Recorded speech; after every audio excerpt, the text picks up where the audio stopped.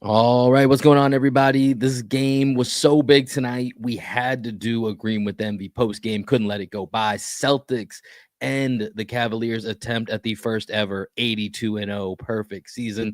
Celtics a 120-117 winner in this NBA Cup showdown. We're gonna break it down for you next. Coming up here on Agreeing with Envy. Let's lock in.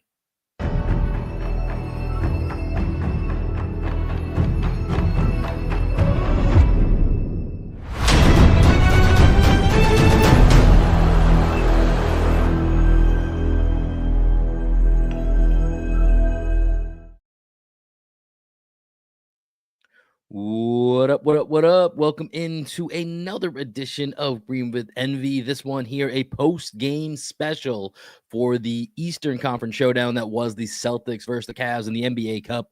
120-117. Your Boston Celtics walk away victorious, their first NBA Cup win of the season. And of course, here to help me break it all down is my best friend, co-host, and the coach of our podcast, one and only Greg Manakis. Greg, this game had a lot of hype going into it for being, first 15, 16 games of the season. Haven't even reached 25% mark, but there's a lot of hype around this game. Do you think it lived up to it? I do. When the stars come out to play, I think that's what's cool about this, right? You're not going to have everybody playing great, as Jaylen Brown had a pretty terrible game, as did Darius Garland. But then you got Donovan Mitchell going bananas. Seems like Mitchell just kills the Celtics every single time we play him. And then Jason Tatum. I thought the big storyline from this game was Jason Tatum's first MVP statement. This was the stamp, like, you're coming into my house. You guys are the quote unquote best team in basketball, 15-0 on the season. Lose the first NBA Cup game. No excuses to the Dyson Daniel led Atlanta Hawks. And they needed to get this win tonight. If you wanted to go to Vegas at some point, they needed to win this game. And Jason Tatum played like a true MVP. I was really impressed with him. Yeah, Tatum was massive on the night tonight. He was clearly kind of the driving force from start to finish for the Celtics. And that's what I think has been really impressive about Tatum all year, is that he's been one of the best starters in the league, right? And typically that's kind of been the opposite of Tatum in his career, both with how the game starts, like just game to game basis, and then throughout a season, right? Like we always talk about, there's usually that kind of malaise we go through every 10 to 15 games, first 10 to 15 games of the year. Greg's going to come on here and make a statement. Are we sure Jaylen Brown's not the best player on the Celtics? Like it's almost like clockwork that's going to happen in the first 10 to 15 games. Not this year. This year, Jason Tatum has come out. We talked, with just a completely different mindset. I think a lot of that is what we've talked about, that weight being off his shoulders, not having to worry about winning. I mean, you won the championship. Like we know who you are. And so, we mentioned a lot in one of our last podcasts of him kind of transcending potentially into this elite category of that LeBron and above stat line, that famous LeBron 27, 7, and 7 stat line. Another game where he hits those high water marks here, 33 points, 12 rebounds, 7 assists to go along with 2 steals. Another just elite performance from Jason Tatum. And like you said, Greg, this is kind of that MVP level that he's playing at. And one of the things I thought about tonight as we're watching him now back at that 30-point per game mark, of course, part of this is no Porzingis to start the season. I feel like everybody forgot the year before Porzingis was here that Jason Tatum was a 30-point per game scorer, because when you looked at some of the discourse around him, whether or not he's top 5 or he's in the MVP, it's like, well, these guys all average 30. It's like, do you guys forget that Jason Tatum, one of his main attributes, that he is a scorer? That is what he does. He sacrificed, and now without Porzingis, you're seeing he's right back at that 30 point per game mark night after night after night. Yeah, absolutely. I just want to give a quick shout to Jake Eisenberg over at First to the Floor. He had me on his playback, the Celtics blog playback. That's tough to say. Celtics blog playback. And I was there for the second quarter. We were talking a lot about Tatum. One of the guys, I think his name was RJ, he was making a case basically like that Jason Tatum is the Tim Duncan of wings, but as a more pejorative sense than a positive. So, I never associate Tim Duncan in a pejorative sense. That seems insane. Right. Yeah. I mean, he was basically saying like he's really good at everything, but he's not the best at anything. Which is a fair assessment of Jason Tatum. I would say he's a top 2 to 3 player in the NBA at this point, especially Right. when you look at the other guys around the league, like a Luka Doncic, who doesn't play a lick of defense. And it seems like, even the national podcasts are kind of turning on Luka a little bit. And I think the finals last year proved the difference. Who would you rather start a franchise with? A guy that works his ass off every single year and is literally in the best shape of anybody in the NBA. I don't think there's a better conditioned athlete in the NBA. Maybe Jaylen Brown, his teammate. But like, that's what you want out of your superstar. And all of the work that he's putting in that he's put in since he was a kid, since he was a preteen. I think it's culminating in his prime season, year 26. I think this is the fully evolved Jason Tatum. We're seeing him get to the rim at will. The jump shot looks great. He's not overshooting the jump shot. Although he took a couple heat check shots tonight, but I was okay with almost everything that he did tonight, especially when you consider Evan Mobley and Jared Allen just lurking at the rim. I thought the Cavs did a good job forcing the Celtics to kind of like live in this after they went crazy, hitting 18 threes early, where they were like 18 to 24 early in the game. They really forced them to make some decisions. Are we going to shoot contested threes? Or are we going to try and drive to the teeth of the defense? But the Celtics pulled it out, and I was happy to see it. Yeah, let's get into some of the strategy of this game here, because this was interesting. Like I said, the final score ends up being 120 to 117, which, keep in mind, NBA Cup, that point differential does matter. So Celtics go to 1-1, the NBA Cup. They're only a +2. So Celtics got to really kind of they got to put it on the Wizards, and I believe the Bulls are the last two games they have in their division. So they're going to have to score quite a bit against those two to also potentially make up some of that point differential.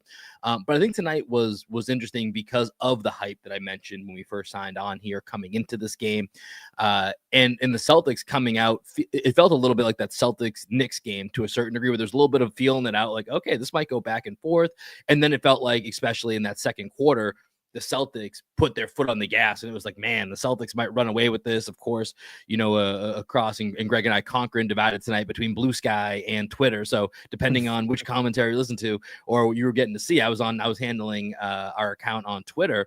Looks like the Celtics are on pace for that 29 threes again. Maybe they're going to challenge the record.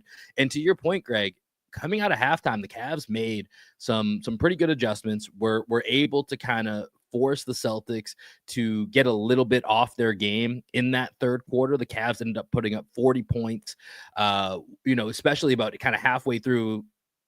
Donovan Mitchell, the star Donovan Mitchell, really showed up in that third quarter and then carried that through the fourth. And some of that really had to do with and I'm not going to put all of this on him, but it was definitely something noticeable. The Keita experience was one that. Can we pause? Can we pause there real quick? Yeah, we got a super chat. We got a super chat here from Steve on the East Coast. Shout out to Steve. Appreciate the tip, my guy. He says he didn't watch tonight. Steve, what are you doing? This was the biggest game of the season. What led to the Cavs comeback? So I think this is a great time to transition into talking about Neemias Queta and there we go. Missoula's decision to leave him in the game. Queta kept getting the call over and over. The Cavs, I think, did a great job attacking him. They hunted him as much as we hunted Ty Jerome, as much as we hunted Darius Garland and Sam Merrill and George Niang. They were hunting Neemias Queta to try and get him in every single action possible, and just to make him make decisions on the defensive end of the court. And then in general, when the Celtics got off to such a hot start shooting the three, as I mentioned, I on Blue Sky, I put out there, I said, at some point, Pleasantville, like, we're going to leave Pleasantville. Every shot's not going to go in. We got to figure out a way to maintain when the three ball isn't falling, because there was that one stretch where the Cavs made their comeback, and that was coincided with the Celtics missing 3-point shots. As I mentioned, it was partially the Cavs kind of making the Celtics make the decision. Are we shooting contested threes? Are we driving closeouts into a packed paint? What are we going to be doing on the offensive side of the ball? So I think it was a little bit of both. Missoula really trusting Queta in the biggest game of the year so far, and secondarily, what Kenny Atkinson, what the adjustments he made in order to make the Celtics make tough decisions on the offensive side. Yeah, rough night for Queta. I liked that Missoula kind of stuck with him because Keita's earned it so far in this season to get a chance to be in this game. And he had a few moments here and there. And specifically, the moment I will call out for in Keita's defense is it was very clear Al basically needed to play the end of the game here for the Celtics to win this. But Joe wasn't going to play him the full 12 minutes. And so there's about a minute and a half to 2 minute stretch. I don't know exactly what the timing was on it in the fourth quarter. And Keita actually played very well in that short minute and a half to 2 minute burst that allowed Al to be able to close the game strong. And Al had some juice tonight. Al was bringing it. Al was up for this game. Can we read the Al Horford stat line tonight, Will? We can real quick. But I just want to add one last thing to the point that you were making here about this comeback is when you look at the Celtics box score, and it's very clear when you saw, some of the ways in which, and this is part of the evolution of the Cavs is Kenny Atkinson over JB Bickerstaff, is they hunted the bench players of the Celtics when they were in, and you saw and some of it was Donovan Mitchell just being Donovan Mitchell. Like Sam Hauser played really good defense, I thought, a couple times when he got switched on to Donovan Mitchell, but it's Donovan Mitchell. Donovan Mitchell's a top 15 guy in the league. But you look at the plus minus on the bench for the Celtics tonight: Peyton Pritchard -14, Sam Hauser -13, Neemias Queta -15. And obviously, plus minus can be a little misleading, but you saw Evan Mobley get a lot of post ups in which he had Peyton Pritchard on his hip. You saw, as you talked about, some of the Queta points. So that, I think, just getting to our guy Steve's here question of what led to the Cavs comeback, that was a pretty big part of it, especially in that second half. But Greg, let's go to Al Horford because this man had the juice tonight. So Al Horford, just to give you the raw stats here, 7 of 11 from the field, 4 of 5 from the 3-point line. He had 20 points, 7 rebounds, an assist, and 3 blocks. And just, Al's not going to have that spring in his step every night. But, this is a perfect time for it, where the Celtics came off a stretch of games where it felt like they were playing a lot, right? And then they had their last game, 2 days off. They played their last game. And then they had 2 days off again before this game. So really, basically 2 games in about 5 or 6 days. That doesn't happen very often on an NBA schedule. So Al was ready to go tonight, and Al was instrumental in getting this victory for the Celtics. I'm not sure if it was a season high in minutes, but he played almost 32 minutes tonight. They've been trying to keep him somewhere between like 25 and 28 minutes a night. It was probably up there. I don't know if it was, but it's up there for sure. Yeah, they definitely extended him. But, the great thing about those blocks is those, I think 2 of the 3 of them, maybe all 3 were chase down blocks on Garland after he switched onto Garland and had to contest from behind. And I thought Al did a phenomenal job on the defensive side of the ball. We were in drop occasionally with Horford, but for the most part, we were trusting him to defend out in the perimeter. And I thought he moved his feet really well. The 3-ball, Al Horford's 3-ball numbers this year are ridiculous. He's shooting like 45% or 46%, which 4 or 5 tonight, that might go up a tick or 2 as well. Definitely. And, he's being empowered to just continue to be the Al Horford that can be a great role player. You know what I mean? We're not asking him to do too much. We're not taking too much off his plate. We're giving him like the perfect amount of responsibility within the offense. And while Porzingis is out, we need Al Horford to turn back the clock in these big games. And I was so impressed with him, man. Like we talked about Horford, we talked about Tatum. Another guy I want to give a shout to is Derek White. Derek White played a team high 42 minutes. And I believe the Cavs started their comeback in the third quarter with Derek White on the bench. They took Derek White out pretty early. JB then went to the bench. And I think this is why Tatum, although he was the best player in the court, was only a +2, right? Because it was Tatum in the subs while Derek White and JB and I think Holiday too were all on the bench. Maybe Holiday was in the game with them. But Derek White was great. The moment he came back in, I think it was a 6-point game. The Cavs had cut it to 6. We run a little, I think it was a little zoom action out of the corner for Derek White to get into a little midi at the elbow. And that was a big momentum stopper. That was the first of many momentum stoppers the Celtics had to pull out tonight. And Derek White was great, man. He's continuing to play like an all-star. 19 points, 6 rebounds, 5 assists, 1 block, only 1 turnover. I just trust him to make every right decision in the biggest moments. Yeah, on the offensive end in that third quarter, other than Tatum hitting that 3 at the end of the quarter where Niang flops, which is, great time to flop with 3 seconds left and JT with the ball in your hand. It's smart play. But I really think of just Derek White kind of getting into the lane and making those couple of mid-range jump shots as the bleeding was kind of coming from the Cavs at the other end. And you're Right. like, Celtics, we got to get something. And it was Derek White getting into the lane for those shots that you mentioned that really stick out to me. And then, of course, Derek White, Derek White just does all the little things, right? And it's becoming, you know what? I need to take back that sentence, because he doesn't just do the little, he does everything. He does all the big things too. He does everything that you need him to do. And like, to your point, we're not quite there yet. We're now Celtics are 12-3. We're 15 games into the season. Let's wait till we get maybe 25, 30 games in. But that Derek White being an all-star case, it's right there again. It's right there and it's on the table, especially when you look at the chaos around the rest of the Eastern Conference. He's going to have his opportunity. This might be the year that he gets it. And this is another game that just highlights his value to this team. You listed off all of those stats that go along with it. And let's talk for a minute here about Jaylen Brown, because Greg, I was with you. I was with exactly what you said. I was very underwhelmed by Jaylen Brown for the majority of this game. And to be fair, he has 8 assists in this game. That's pretty nice. But I do think part of him having 8 assists was that he wasn't as aggressive as he maybe should have been at times. And I think even Missoula called him out. I don't know if I think you were probably listening to the TNT broadcast like I was, because being out here in Texas, couldn't listen to it. And Missoula kind of called him out for that early in the game. And I felt like I saw a little bit of tentativeness with Jaylen around the basket times. And of course, when you have Mobley and Allen kind of lurking around, that sometimes, plays a part in it. But I did think Jaylen actually closed pretty strong to end this game. He had a couple of big drives at the end of the game. Right. And so I was kind of coming in, getting ready for this podcast mentally of like, man, we got one away here. Jaylen Brown has been getting to the line 8+ times a night. Got to the line twice tonight. One was kind of just a take foul at the end of the game. But he did drive the ball very strong to the hole and had 2 really big baskets at the end. So I do also enjoy that mental what's the word I'm looking for? Perseverance. There you go. Yeah. Mental. I think for some reason I was gonna say mental perspiration. I was like, no, that's not it. That's not what I'm looking to say. Mental perseverance of him to not have that great of a night, but you can see Joe instilling, hey, I'm always going to be looking for you. Even think back to the Raptors game. That play was designed for Jaylen Brown, right? Like, Joe's looking for Jaylen late in these games. And I thought he closed this game very strong, even if overall it wasn't his strongest game of the year.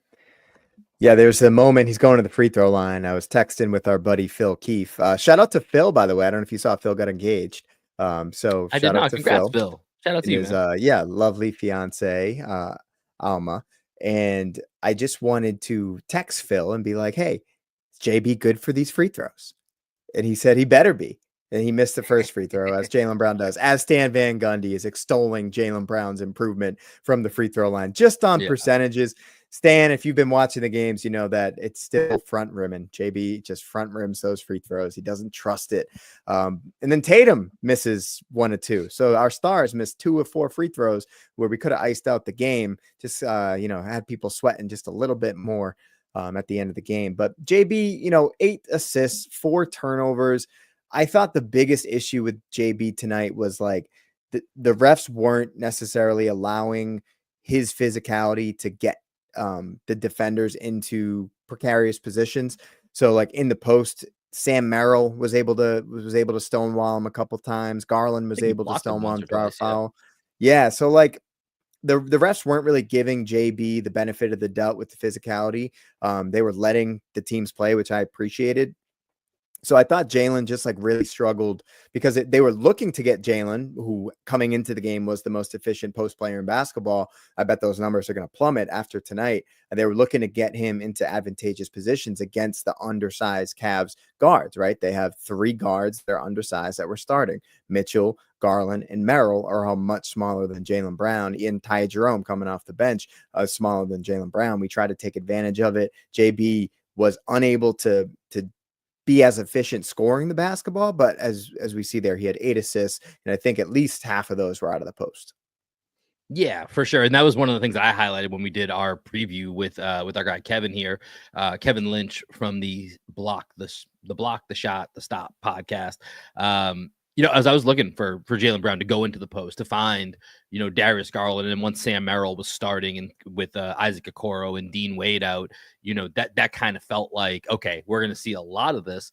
And, we got it at times, and it just didn't kind of play out the way I expected. But obviously the Celtics were so hot from three that it didn't really matter. And then ultimately, like we talked about, Jaylen Brown was able to close this out. But let's flip this to the Cavs side of it, Greg, because I want to think a little bit long term of what this means, just as far as how these two teams stack up, because the East is such a mess right now. These are the only two teams that are consistently playing well. Knicks and Magic starting to turn it around a little bit, get a little bit of momentum, especially impressive on the Magic side without Paolo. But for now, they're clearly kind of in a separate tier, just looking at how the Eastern Conference is shaking out. What stood out to you? We know Donovan Mitchell, and we talked about how he came on really strong in the last quarter and a half plus or so. Let's just say in the second half, Donovan Mitchell came on really strong. What else stood out to you about this Cavs team tonight? George Niang is an asshole. Dude, talk about a Massachusetts guy becoming public enemy number one. I was thinking about that throughout the game too. It felt like, I mean, in almost classic mass hole, like this is when the term mass hole actually applies. Where's he from? Like Phil Ricca or something? I don't know where. I'll look it up as you're talking here. But he wanted that smoke tonight and was trying to get everyone agitated. Yeah, so happy when Tatum dropped him at the end of the third quarter, especially because he flopped. I was actually talking with this about Jake in like his room in playback for the Celtics blog playback, and I was asked, like, does everybody find George Niang as annoying as I find him? Like, what is it about George Niang that is so annoying? And I think he's got one of those faces that you kind of just hate. From Lawrence, Massachusetts. Lawrence, okay. Yeah, he's out of shape. He's one of those guys that like uses his belly a lot. So if you were playing pickup against him, you would hate him just because he's it's a great nickname. It's a great nickname. Yeah, but anyways, seriously, I thought Ty Jerome was really impressive off the bench in 28 minutes. He was hurt pretty much all last year, so we didn't really get to see him, but he came out of college pretty highly touted as like a guy that could have a nice NBA career. And he bounced around the league a little bit and it looks like he found a home as a six man off the bench with this team. I really liked him. And then I think the biggest thing was Evan Mobley. Evan Mobley is playing like the star that we've seen it in glimpses in past seasons, but this was as dominant as I've seen Mobley play, and he looked great on both ends of the floor. 5 for 5 from the line. His stat line: 22 points, 11 rebounds, 6 assists, 1 steal, 1 block. He did hit a 3-point shot. He was 8 for 13 from the field, 5 for 5 from the line. Like, that's about as efficient as you can want, and nobody wanted a piece of him at the rim. I will say, he basically dominated the first portion of that third quarter, and then Donovan Mitchell brought it home. Evan Mobley did not take a shot or score a point in that fourth quarter. So the Celtics, when they had their starters out there, it felt like Mobley wasn't quite as effective as he was versus their bench unit. He was just dominating, right? And Mobley had a great game overall, and I'm with you. I think that's something that stood out to me, and it started to stand out if you go back to last year's playoffs, that we saw Mobley kind of take some steps in that series as they'd lost Mitchell, as they didn't have Jared Allen for that series. Like, Mobley really closed that out pretty strongly here. And, you get another comment here. It's just talking about how losing large leads still a huge problem. Huge, I think, it's a problem, right? You never want to lose leads. I don't know that it's a huge problem if I'm being honest, because they keep winning games, right? Like the Celtics, they win games, and I understand where the trepidation comes in that, because that's a very bad habit to have. But we kind of saw it all last year, and we ultimately saw how that played out. So I do have a little bit of faith this team, when they need to, they can kind of lock in and get it together. I think for me, man, it was Darius Garland. Just, that's a guy that has had such a good season, and 3 of 21 from the field for Darius Garland, 8 points, 7 assists, 2 turnovers. And this is the part where I'm trying to decide how I feel about Darius Garland's night, because 3 of 21, obviously pretty awful night for Darius Garland. I feel like he had a bunch of looks that I kind of would have expected him to make more of, and he got a decent amount. So when I think about this long term, I'm going to have to go back and probably when I have more time, just watch through all of his shots of, oh man, like, did he just have that type of really bad? Maybe he got spooked. This is where he broke his jaw last year and just House of Horrors type thing. But and tell me if you felt this way. Did you feel like Garland had a lot of shots that you typically would have expected him to make? I don't know if I would expect him to make, but it did seem like he was getting to his spot still, right? Okay, that's And fair. yeah, so I think we were contesting high. I think the physicality that the Celtics bring really frustrates Garland because he's a water bug point guard. Like think about what Ish Smith used to do to the Celtics. We have a different But on an all-star group. level. Yes, we have a different group of defenders now than we did back in the day when Ish Smith was killing the Celtics, where Garland, he gets around one screen, he sees a 6'9" Jason Tatum. He gets around another screen, he sees a beast of a man in Jaylen Brown. He gets into the paint, and Al Horford is just like in his head. Derek White's lurking on the baseline. And then obviously I haven't even mentioned Drew Holiday. There's all these guys that I think what's special about the Celtics is that everybody can guard their yard. And Garland, if he's not on fire from three, then like he's so slight a frame. It's going to be tough for him to dominate a game in those in between spaces. He needs that three ball to go in order to kind of open up the rest of the game. And when the Celtics ran him off the 3-point line, he wasn't able to get into a step back game. I think he was 0 for 6 on the night from three. Yeah. It looked like he just lost confidence in his shot. Yeah, 0 of 6, rough night for Darius Garland. Going to be tough for the Cavaliers with how hot the Celtics were from three early on to actually kind of maintain that. For them to be in this game, to be able to kind of overcome that was always going to be tough. Jared Allen, solid night, just kind of rounding out the big four of the Cavs here. 10 points, 11 rebounds. At the beginning of the game, I was worried he was going to have more of an impact on this game, and I think he actually did, at least feel wise.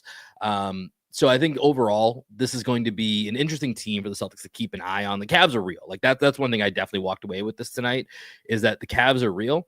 And if you look at this in just a vacuum of tonight's game, it really just looks like the Celtics starting five overall was better than the Cavs starting five overall. The Cavs bench is what kept them in this game. You talked about Ty Jerome.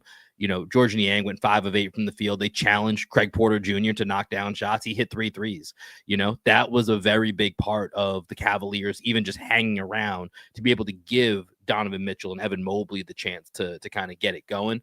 But at the end of the day, and that's where I still, when I look at the long-term potential of Celtics versus Cavs, is even though I really, really respect the Cavaliers starters, and let's be clear, they were without Karis LeVert, who's kind of their sixth man. Not even kind of, he is their sixth man. Isaac Okoro and Dean Wade are probably going to get more minutes in a game against the Celtics because of Okoro's physicality, Wade's size, and his ability to shoot. Like, I feel like a lot of Celtics fans are probably dismissive of those guys missing. And obviously we're missing Porzingis, but it's not nothing. Yeah, and Strus, right? Like that's not nothing. The Cavaliers missing those guys. So the Cavaliers are going to be a team that I think will be challenging for the Celtics to play here long term. But any other thoughts that you have, Greg, here, just either about this game or long term implications of what you think Celtics versus Cavs might look like? I think Mobley is the thing that really just stands out to me. The matchups I thought were interesting because the Celtics went Horford on Mobley after Tatum guarded Mobley in the playoffs last year because Jared Allen was out, and they went Tatum on Allen, and I thought that initially caused a lot of problems for the Cavs. And then Allen, I don't think was in the crunch time lineup because it gets a little clunky for them when then they have Mobley and Allen on the court, and the Celtics really did a good job taking him out of the game. I think these are going to be the two teams that are standing at the end of the year. I think it's going to be Celtics Cavs. So home court advantage, I think, will matter in that series. The Cavs have a great home court advantage. I do want to address Thorfinn 986 doesn't do average, who he's the guy who had mentioned losing large leads is still a huge problem. After you mentioned what you said, he said it will be a problem. It will become part of their psyche. That shit creeps in. So I disagree, but agree. So I disagree that it will actually affect any of the players. I don't think the players think like that. I think this is an entirely fan created thing, right? But I do believe that the collective psyche of the fans and the crowd can then creep in to the building, which could then affect the players, Mhm. right? Because if everyone's starting to get worried because, we're up 20 because we're hitting threes like we were tonight, and then we miss 5 threes in a row, and all of a sudden it's an 8-point game. People are groaning. People are worried. Like, is Jaylen Brown going to end up at the free throw line next possession where we could stop the run? Like, that's where I think it matters. I don't think it actually goes into the psyche of the players, though. But I do think that it does affect. I feel that way. I've been in the Garden plenty of times where you can feel the crowd affecting the players. So we got to do a better job as fans, not sweating that stuff, man. We just won a championship. We're good. You, We're good. you know what? You know what I'm I'd not love to too see, worried Greg. about it. You know how a lot of broadcasts right now love that the win probability stat of where that Mhm. rises Yeah. and falls. I need someone to create that for both vibes and fans in the arena, what that win probability feels like based off maybe volume, or I don't know, maybe go to the Intuit Dome where Yeah. Steve Ballmer's got all the gadgets and we can kind of figure that out, or even just on Twitter, just see like the positive and negative mentions based on that wave. I would love to see what fans win Yeah. The probability is correlation, kind the of throughout a correlation game. graphs. Yeah, Yeah, no, for because you sure. can feel it for sure. Like, I understand what you're saying. You can whether it's on Twitter or you're in the arena, you can feel the fan psyche more than the players are probably feeling like, oh shit, this is falling apart. The Cavs went on a 19-5 run, right? Like they're probably not feeling it the same way that we're feeling it. And if it continues to happen, then you see that continue to seep its way in, and in Yeah. different games. For sure. Interesting comment, though. I appreciate that. Shout out to everybody that was in the chat tonight. So we had Birkin Altanok, recognize that name. Shout out Birkin. Landon Legs. Shout out Landon. We have Steve on the East Coast with the super chat. Appreciate the tip, Steve. Ivan said, why not play Luke? I think Luke has kind of just lost his spot to Takeda at this point. And then Thorfinn986 doesn't do average. Appreciate you dropping those comments. Just so everyone knows, Will, we are going to be back on Friday for Coffee and C's, right? That's right. Okay. Coffee and C's every Friday. And that's going to be 8 Central, 9 Eastern? 8 Central, 9 Eastern. Correct. Yep. Okay. So we'll be back here. So on Twitter or on YouTube, if you're at work and you're home, whatever, you want to come hang out, talk some Celtics. We do a lot more segments at that time. So it's not just game reactions, try and get fun segments into it. If you got any suggestions for segments, throw them our way. We'll definitely be interactive with the chat. And then a couple programming notes on Sunday after the Bucks game. Is it, Will? We play the Bucks No, on it's gonna Sunday. be the T-Wolves on Sunday. T-Wolves. on Okay, Sunday. I knew it was a big game. So we Yep. play the T-Wolves on Sunday, and it's an afternoon game. And then we are going to be live here on YouTube. We're going to be live on Twitter, and we're also going to be live on the Great Bleacher Report. So if you have Bleacher Report, if you're on YouTube, Twitter, however you want to access the post game, we will stream to all 3 places. Shout out to Bleacher Report for allowing us to reach our normal fans by streaming on YouTube and on Twitter as well, in addition to the Bleacher Report app. So everybody, make sure you're subscribing to the pod. I'm doing Will's job right now. I hope he I love it. appreciates This is great. I hope you're subscribing to the pod. Subscribe to our TikTok or follow our TikTok. Our TikTok went viral for the other day. Every video content creator, y'all slept. I gave you a good idea. I said, put together a compilation video of the greatest Joe Mazzulla quotes. Nobody took me up on it. So I did it. And now it's got, thousands and thousands of views all over Twitter and TikTok. So I'm People proud love of myself Joe. for actually doing it. People love Joe Mazzulla. Will, I have people on TikTok that are from the Lakers, from the Heat, our 2 biggest rivals, saying, I hate the Celtics, but man, this guy's hilarious. I love Joe Mazzulla. So he's becoming Can't get like a enough of that national bomb. crazy Joe Mazzulla. Crazy Joe Mazzulla. Everybody loves Joe right now. So yeah, make sure you're following us. It's Greg. Great job on that. One thing to add, we are on Blue Sky, so make sure you follow us there as well. Blue Sky, Twitter, TikTok, Instagram. Hit us up on all of it. Like Greg said, we're back Friday morning. Coffee and C's.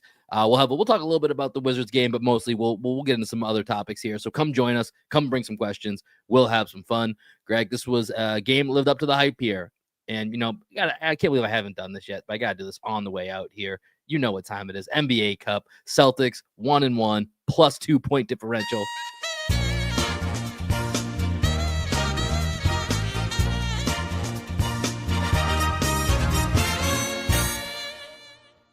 See you guys on Friday. Peace.